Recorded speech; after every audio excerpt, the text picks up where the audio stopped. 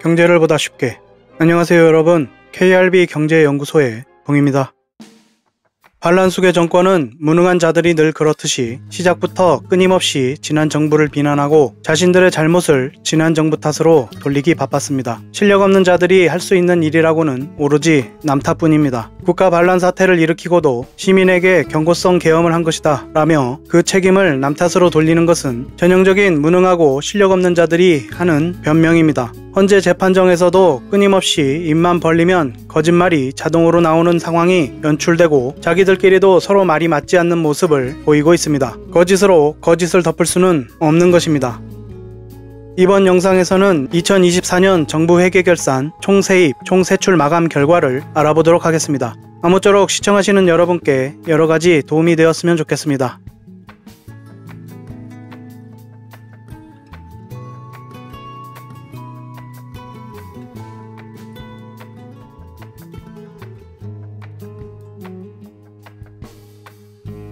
바지 반란수계는 진정한 반란수계를 감추기 위해 애쓰고 있으나 이미 온 시민이 진정한 반란수계가 누구인지, 누가 사감을 가지고 지령을 내렸는지 다 알고 있습니다. 하루빨리 진정한 반란수계를 체포하여 그 죗값을 치르게 해야 할 것입니다.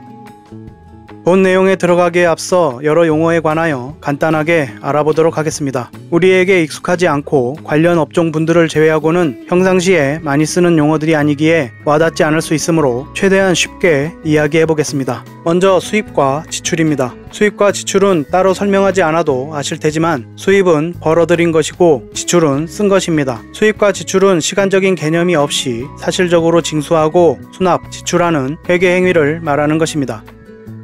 다음은 세입과 세출입니다. 세입과 세출은 일정 기간 내의 수입과 지출을 뜻하는 말입니다. 세입은 한 회계연도 내의 모든 수입을 말하며 회계연도 내 국가 또는 지방자치단체의 세출의 재원이 되는 모든 현금적 수입을 말합니다. 쉽게 말하면 회계연도는 2023년, 2024년과 같이 연 단위로 예산 책정과 기업이라면 재무제표 등 계산을 하는 1년 단위의 기간입니다. 한국은 예산회계법에 따라 매년 1월 1일 시작해서 같은 해 12월 31일 종료하도록 규정되어 있습니다. 세출의 재원이 된다는 이야기는 벌어들여야 쓸 수 있겠죠. 그러니 지출을 할 수 있는 주요 수입을 뜻하는 것입니다. 주된 재원은 국세 수입, 국채 등 수입, 재산 매각 수입, 사업 수입, 수수료 수입 등 다양하며 그중 국세 수입이 가장 큰 비중을 차지하고 있습니다. 세출은 한 회계연도 내의 모든 지출을 말하며 회계연도 내 국가 또는 지방자치단체의 목적을 수행하기 위한 일체의 지출을 말합니다. 국가가 국가로서 존재하기 위한 모든 지출이 되겠습니다. 주된 지출 내역은 공무원 급여, 재화 및 용역의 구매, 이자 및 보조금의 지급, 고정자산 취득, 국채 상환 등 다양합니다. 세입과 세출은 기간 개념인 회계연도 단위로 파악되어 예산에 사용되고 수입과 지출은 기간적 개념 없이 현금의 입금과 지출을 하는 과정인 회계 행위입니다. 따라서 세입과 세출, 수입과 지출의 가장 큰 차이점은 기간의 개념이 있느냐 없느냐의 차이에 있겠습니다. 참고로 지방자치단체의 세입과 세출 관련 법령은 지방재정법에 적용을 받고 수입, 지출 관련 법령은 지방회계법에 적용을 받습니다. 다음은 국세 수입과 세외 수입입니다. 세금은 과세의 주체가 어디인가에 따라 국세와 지방세로 구분합니다. 중앙정부가 국가 살림에 필요한 비용을 마련하기 위해서 걷는 세금이 국세이고 그에 따른 수입을 국세 수입이라고 합니다.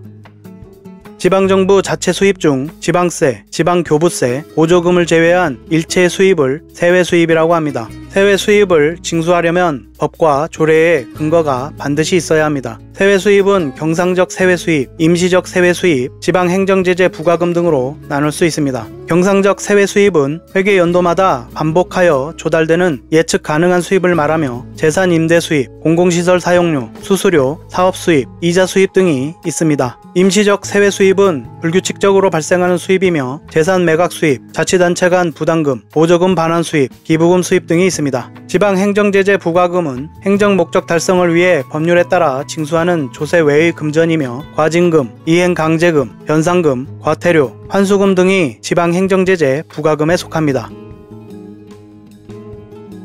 다음은 일반회계와 특별회계 및 불용입니다. 일반회계는 일반적인 국가활동에 관계된 세입 세출을 모두 포함하는 회계입니다. 국가예산은 보통 일반회계 예산을 말하는 것입니다. 국가 고유의 기능 수행을 위해 필요한 예산으로 국가 존립과 유지를 위해 필요한 기본적 경비로 구성되고 국가 전체의 방위, 치안, 경제성장, 복지 향상 등 복합적인 목표를 동시에 달성하기 위한 여러 활동에 관계된 세입 세출을 모두 포함하는 것이겠습니다. 특별회계는 특정 사업을 운영하거나 특정 세입을 바탕으로 특정 세출을 할 때 운용되는 회계입니다. 특정한 목적의 사업이라서 일반적인 세입, 세출과 구분하는 것이며 정부의 기업적 활동, 공공사업을 위한 회계라고 할 수 있습니다. 지방자치단체를 예로 들면 도시철도, 광역교통, 상하수도 사업, 집단에너지 공급 등이 특별회계에 들어갑니다. 다음은 불용입니다. 불용이란 예산의 불용, 즉 쓰지 않았다 또는 쓰지 못했다 정도로 쉽게 이야기할 수 있겠는데요. 어떤 여러가지 까닭으로 지출되지 못한 예산을 말하며 다양한 원인의 불용이 발생합니다. 따라서 국가의 불용은 여러가지 원인이 있고 이 원인의 파악이 중요하다고 할 수 있습니다. 국가의 수입은 대부분이 국세 수입이므로 수입도 중요하지만 지출과 함께 왜 불용이 발생했는가 이것도 중요하다고 하겠습니다. 불용은 예산 현액에서 총 세출과 2월 금액을 빼서 계산합니다. 불용률은 예산 현액 대비 불용액의 비율을 말하는 것으로 예산 현액 중 어느 정도 비중의 불용이 발생했는지를 나타내는 것입니다. 예산 현액은 예산액과 전년도 2월액 및 초과 지출 승인액을 모두 더한 것입니다.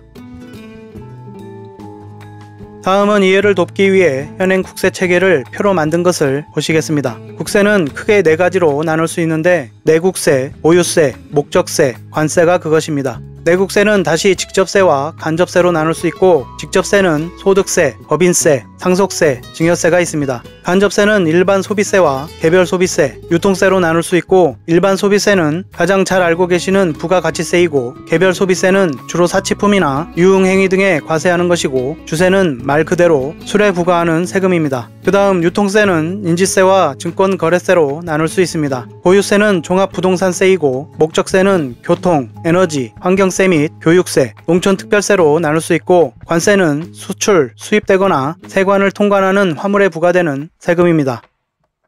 여기까지 이해를 돕기 위한 내용이었습니다.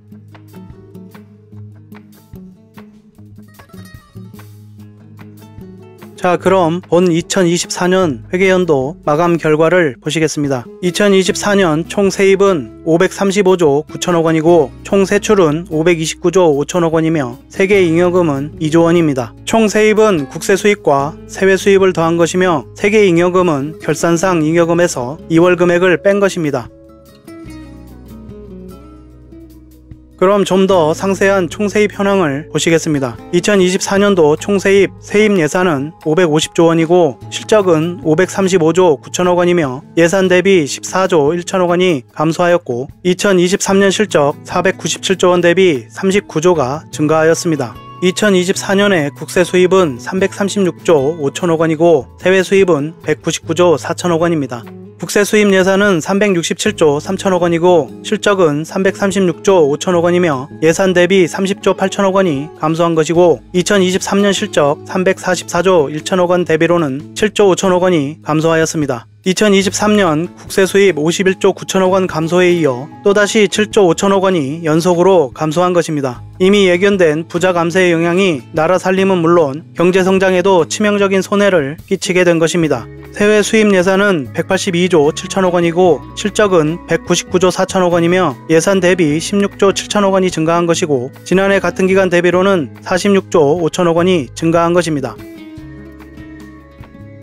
다음은 총 세출 현황입니다. 예산 현액은 예산과 전년 2월액 및 초과 지출 승인액을 더한 것입니다. 이 예산 현액 554조 원에서 529조 5천억 원이 집행되었습니다. 일반 회계 435조 4천억 원, 특별회계 94조 원이 집행되었습니다. 차년도 2월은 4조 5천억 원이고 지난해 같은 기간 대비 6천억 원이 증가하였습니다.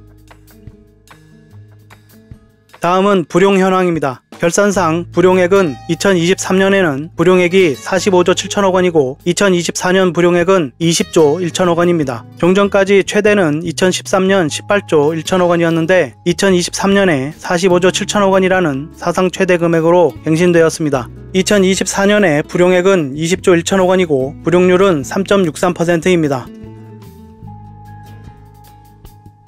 2년 연속 세수 결손이 발생하고 불용액도 2년 연속으로 큰 금액이 발생하였습니다. 세수 결손 및 불용 원인 모두는 예측의 실패이기도 하지만 예측의 실패보다 더 큰 문제는 대응의 실패에 있습니다. 세수 결손이 예측되면 세출을 줄이거나 국채 발행을 통해 한도를 늘려야 하는 것이 원칙이고 관행이지만 반란수계 정권은 원칙을 무시하고 올바르지 못한 방법으로 대응하였습니다. 세출을 줄이는 것도 국채 발행을 하는 것도 모두 추가 경정 예산안을 통해 진행하는 것이 정석이고 원칙입니다. 그러나 이 정권은 세수 결손이 예측되는 상황에서도 추경을 통해 세수 결손을 공식화하지 않고 편법으로 돌파하려고 했습니다. 20조 1천억 원의 불용 중 6조 5천억 원의 지방교부세, 교부금을 임의로 미지급하여 발생한 불용으로 중앙정부의 세수 결손을 지방정부에 전가한 것입니다. 세수 결손 상황에서 추경하지 않기 위해서 지방교부세를 임의로 감액하여 세수 결손을 지방정부에 전가하였고 국회 확정 예산을 임의로 감액함으로써 정부 예산서의 예측 가능성을 훼손하였으며 외평기금, 한국은행 대출을 마이너스 통장 개념으로 이용하여 국가 외환 정책에 대한 신뢰를 훼손하는 등 세수 결손에 편법적인 방법으로 대응하였습니다. 부자 감세와 비정상적인 대응으로 막대한 불용이 발생하자 작년에 처음으로 사실상 불용이라는 개념을 주장하였습니다. 으나 사실상 불용이라는 것은 말장난에 불과한 것입니다. 세목별 국세 수입 실적은 화면에 보이는 것처럼 확인할 수 있습니다. 총 국세 336조 5,324억 원의 수입 중 법인세가 17조 9,082억 원이 감소하였고 종합소득세, 양도소득세 등이 감소하고 부가가치세, 근로소득세가 증가하였습니다. 증권거래세, 관세, 종합부동산세가 감소하고 교통에너지환경세, 농특세, 교육세가 증가하였습니다. 다음은 국세 수입 주요 감소 내역을 보시겠습니다. 2년 연속 대규모 세수 결손이 발생하였고 그보다 더 심각한 것은 2년 연속 국세 수입 감소가 발생한 점입니다. 2년 합계 세수 결손은 87조 1,675억 원이고 2년 합계 국세 수입 감소는 59조 4,069억 원입니다. 법인세의 감세는 법인 대다수가 혜택을 보는 것이 아니라 일부 재벌들만 혜택을 보는 것이고 큰 혜택을 받은 것이 아니었으니 기업들의 생산성 향상 및 실적 향상을 기대하기는 어렵습니다. 2024년 법인세가 17조 9,082억 원이 감소하였고 종합부동산세 4,118억 원 감소, 양도소득세가 8,708억 원 감소로 부자감세 합계 19조 1,908억 원의 국세 감소가 일어났습니다. 23년과 24년 합계로는 59조 2,213억 원의 국세 감소가 발생한 것입니다. 반면 간접세인 부가가치세가 8조 4,609억 원이 증가, 근로소득세는 23년에 이어 24년에도 1조 9,049억 원이 증가하였습니다. 돈이 없는 자에게 세금을 더 뜯어내고 돈이 많은 자에게는 세금을 줄여주는 것이 작금의 현실입니다. 이 사안에 대한 문제점을 인식하지 못한다면 노예로서의 삶에 익숙해진 것은 아닌가 생각해 보아야 할 것입니다.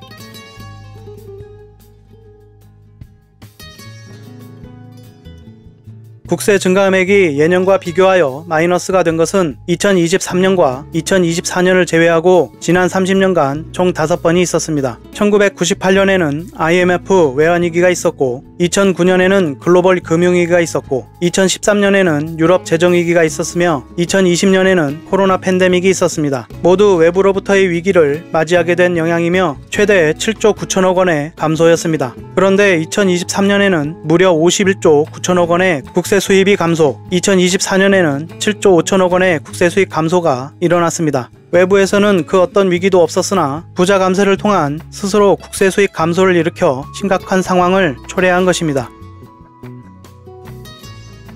세수 결손이란 예산 대비 부족한 금액을 말하는 것입니다. 2023년에 세수 결손은 56.4조, 2024년에는 30.8조의 세수 결손이 발생하였고 2년 합계 87.2조의 세수 결손입니다. 그러나 세수 결손보다 세수 감소 규모가 더 중요합니다. 2023년에 세수 감소는 51.9조, 마이너스 13.1%의 감소, 2024년의 세수 감소는 7.5조, 마이너스 2.3%의 감소로 역사상 유례없는 최악의 세수 감소가 발생하였습니다. 이는 1998년 마이너스 3%, 2009년 마이너스 1.7%와 비교해도 압도적인 수치입니다. 1990년 이후 2년 연속의 국세 수입 감소는 이번이 처음입니다. 물가가 상승하고 경제 성장률이 계속 상승하는 상황에서 국세 수입이 감소하면 다음 해에 국세 수입은 기저효과로 인해 상승 압력이 커지게 됩니다. 따라서 2년 연속 국세 수입이 감소한 것은 늘상 있을 수 있는 일이 아닌 매우 이례적인 일인 것입니다. 이런 상황이 발생했는데도 기재부 장관인 최상목은 잘못을 인정하고 반성을 하기는커녕 여전히 원칙인 추경을 통한 수습을 거부하고 편법적인 방법으로 상황을 모면하려고 하고 있습니다. 대국민 사과를 해도 부족할 상황에 대책도 없고 책임을 회피하는 것이 이 정권의 경제수장이라는 자들의 본 모습입니다.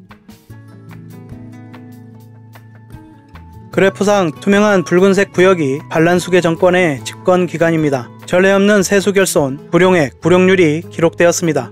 세수결손의 원인은 첫째, 부자 감세, 재벌 감세로 인한 감세 규모의 예측에 실패함으로써 예산에 반영하지 못했고, 둘째, 내수 침체 상황에 대한 예측에 실패했을 뿐만 아니라 근거 없는 내수 회복을 예측했고, 셋째, 기업들의 상황 및 실적 예측에 실패하였고 상저하고를 주장하며 추경 원칙을 배제했기 때문입니다.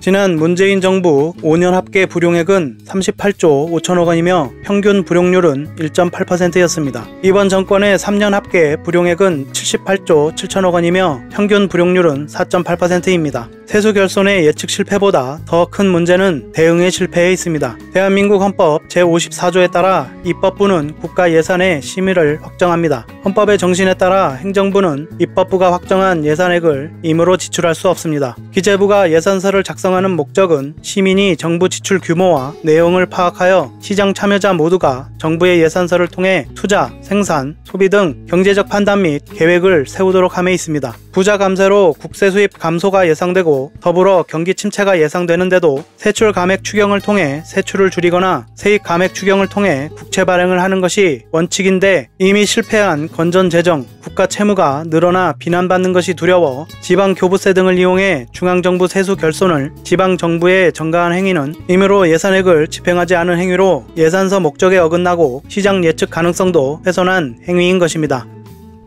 외평기금, 한국은행 한도대출을 차입하는 등 편법으로 대응한 결과는 전례 없는 세수결손과 국세 수입 감소를 일으키고 막대한 불용액과 불용률을 만들었습니다. 현재 이에 대한 책임이 있는 경제 관료들은 단 한 사람도 책임을 지거나 대책을 내놓지 않고 있습니다. 특히 경제부총리이자 기재부 장관은 가장 큰 책임을 지고 있으면서도 나라 살림을 망쳐놓은 상황에 이런 방구 언급조차 없습니다. 개인의 영달을 위해서는 물보를 가리지 않는 자들이 국가의 일에는 바보, 등신 행세를 합니다. 지금 경제부총리이자 기재부 장관 또한 반란의 중요 종사자로서 그 역할을 다하고도 수사조차 받지 않고 있습니다. 헌법재판소의 탄핵 심판을 빠르게 마무리하여 파면을 공식화하고 반란 세력 척결에 최선의 노력을 다하여야 할 것입니다. 대한민국 최대의 리스크는 인적 리스크입니다. 대대적인 물갈이가 일어나야만 국가는 물론 사회, 경제 또한 장기적인 늪에서 빠져나올 수 있을 것입니다.